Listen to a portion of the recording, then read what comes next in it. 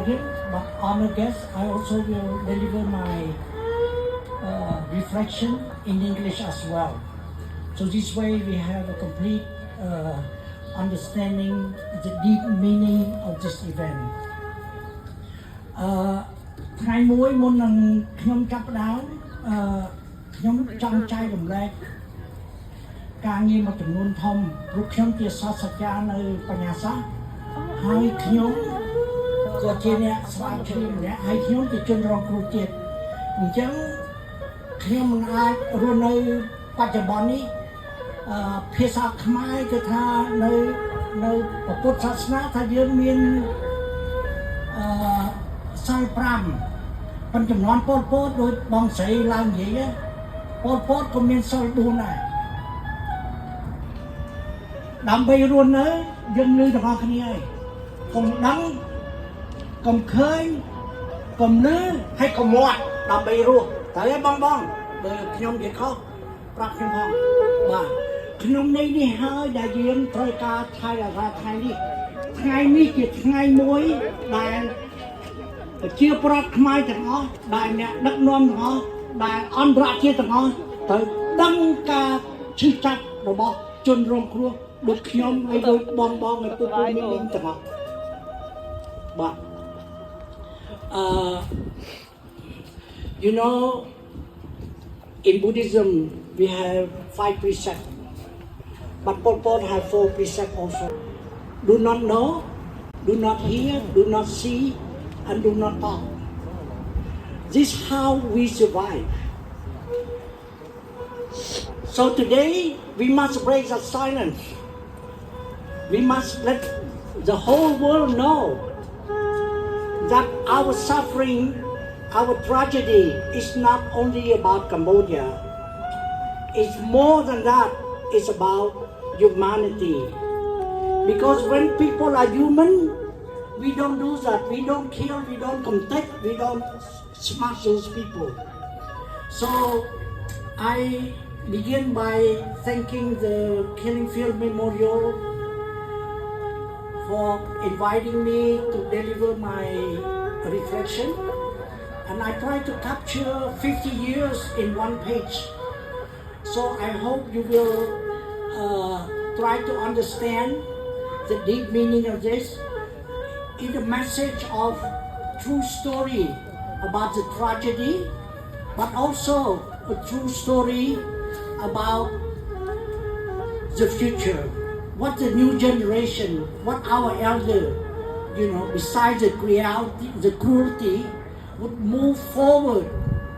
to make sure that this event won't happen again so bear with me អញ្ចឹងខ្ញុំសូមចាប់ផ្ដើមថ្ងៃនេះខ្ញុំនឹងសរសេរចំណាប់អារម្មណ៍ដែលមានចំណងជើងថា50ឆ្នាំកន្លងផុតទៅ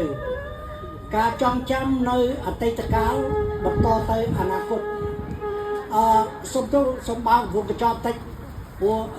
ខ្ញុំសរសេរនេះខ្ញុំបានបងសេរីគាត់ជួយកែខ្លះដើម្បីនិយាយទៅឲ្យយល់ព្រោះទូកលភាសាពួកខាងអ្នករៀនសូត្រ academic វាស៊ីជម្រៅតិចប៉ុន្តែក្នុងអង់គ្លេសខ្ញុំជឿជាក់ថាបានយល់ចឹងកែសម្រួលដើម្បីឲ្យយល់ថ្ងៃនេះជាថ្ងៃដែលយើងប្រមូលផ្ដុំគ្នាដើម្បីរំលឹកខួបលើកទី50នៃសោកនាដកម្មក្នុងវាលពេជ្ឈឃាតយើងផ្អាកការងារដើម្បីធ្វើពិធីបុណ្យទុក្ខណានុបសពទាននិងគោរពវិញ្ញាណក្ខន្ធដល់ប្រជាពលរដ្ឋខ្មែរជាង2លាននាក់ដែលបានបាត់បង់ជីវិតក្នុងអំឡុងពេលពួកខ្មែរក្រហមកាន់កាប់ប្រទេសកម្ពុជាពេលនេះយើងមិនត្រឹមតែទទួលស្គាល់ថាមានសោកនាដកម្មពីអតីតកាលរបស់យើងប៉ុណ្ណោះទេគឺយើងគោរពដល់ការចងចាំរបស់យើងនិងការទទួលស្គាល់អំពីការបាត់បង់ដ៏ជ្រាលជ្រៅដែលបន្តពន្លឺឡើងតាមរយៈគ្រួសារសហគមន៍និងប្រជាជនរបស់យើងទោះបីគ្មានពាក្យសម្ដីឬសកម្មភាពណាមួយអាចលុបបំបាត់ទុក្ខលំបាកបានក៏ដោយ ก็យើងនៅទីនេះដោយសារយើងជឿជាក់លើធម៌ពលនៃមនុស្សជាតិរួមគ្នារបស់យើងនឹងខំជាបាលកសាងឡើងវិញដើម្បីឆ្ពោះទៅមុខទោះបីជាមាតុភូមិរបស់យើងបានប្រឈមមុខនឹងការឈឺចាប់ដែលមិនអាចកាត់ថ្លៃបានក៏ដោយក៏យើងស្វែងរកកំណឹងនៅក្នុងការតាំងចិត្តរួមរបស់យើងដើម្បីធានានៅសោកនាដកម្មបែបនេះមិនកើតឡើងម្ដងទៀតទេការបន្តជាថ្មីចាប់ដើមឡើងក្នុងដួងចិត្តរបស់អ្នកដែលមិនព្រមបំភ្លេចហើយតាមរយៈការចងចាំយើងអាចកំណត់ផ្លូវឆ្ពោះទៅរកការព្យាបាលនិងស្វែងរកយុត្តិធម៌ពីថ្ងៃនេះតទៅយើងមិនអាចប្រងើយកន្តើយនឹងអតីតកាលបានទេដើម្បីយល់ពីអនាគតយើងត្រូវរៀនពីរឿងរ៉ាវដែលអ្នករស់រៀនមានជីវិតនិងមេរៀនដែលបង្កប់ក្នុងប្រវត្តិសាស្ត្រមាតុភូមិរបស់យើងតាមរយៈទីបន្ទាល់របស់អ្នករស់រៀនមានជីវិតការស្រាវជ្រាវអ្នកប្រាជ្ញនិងការរក្សាប្រវត្តិសាស្ត្ររបស់យើងដឹងថាយើងមានទំនាក់ទំនងយ៉ាងជិតស្និទ្ធជាមួយអ្នកដែលតស៊ូទ្រាំទ្រការរងទុក្ខមិនអាចនឹកស្មានបានយើងសន្យាក្នុងចិត្តថានឹងបន្តស្រាវជ្រាវរឿងរ៉ាវសោកនាដកម្មនោះដើម្បីបង្រៀនកូនរបស់យើងអប់រំសហគមន៍របស់យើងនិងធានាថាជនខ្មែរជំនាន់ក្រោយយល់ពីសារៈសំខាន់នៃការចងចាំនិងរៀនសូត្រអំពីប្រល័យពូជសាសន៍50ឆ្នាំកន្លងផុតទៅប៉ុន្តែចំណាក្នុងប្រវត្តិសាស្ត្រនៅតែមានជនរងគ្រោះនៅតែស្វែងរកចម្លើយចំពោះសំណួរដែលពិបាកយល់តែហេតុអ្វីកើតឡើងយើងក៏ត្រូវតែបញ្ញាខ្លួនចំពោះយុត្តិធម៌ដែលមិនមែនគ្រាន់តែពីការឃុំឃាំងជនល្មើសឲ្យទទួលខុសត្រូវប៉ុណ្ណោះទេក៏ប៉ុន្តែនិយាយពីការទទួលស្គាល់ភាពអត់ធ្មត់និងសេចក្តីថ្លៃថ្នូរអ្នកបានរួចរៀនជីវិតការបញ្ញាចិត្តរបស់យើងចំពោះយុត្តិធម៌និងធានាឲ្យយើងមិនគ្រាន់តែរំលឹកអតីតកាលដោយអសកម្មនោះទេប៉ុន្តែត្រូវធ្វើយ៉ាងណាសកម្ម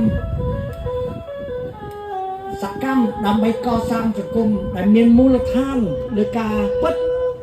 ការផ្សះផ្សាពិតប្រកបសន្តិភាពពិតប្រកបនិងការគោរពសេចក្តីថ្លៃថ្នូររបស់មនុស្សកម្លាំងចិត្តស្វែងដំណោះស្រាយដើម្បីកសាងអនាគតដែលយើងខំលះបង់របស់ពួកយើងហើយខ្ញុំសូមជូន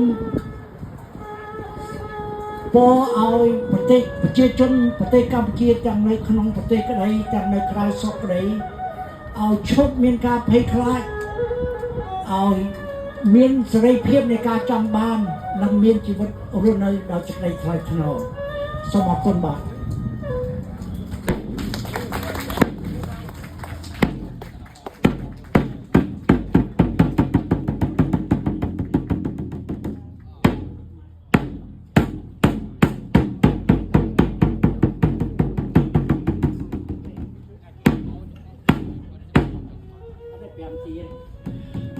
Allow me to speak this in English because I think that we have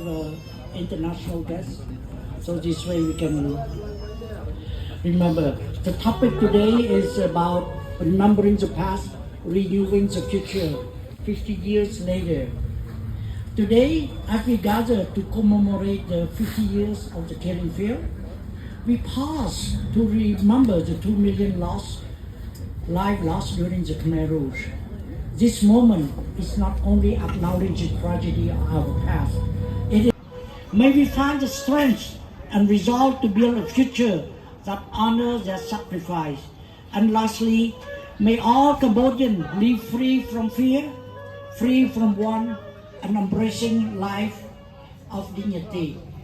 Thank you very much.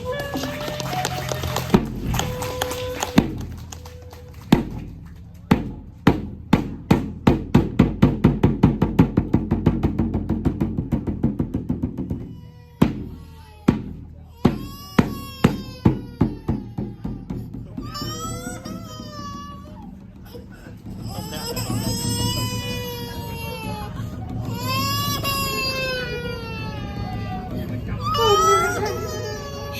con giùm ai con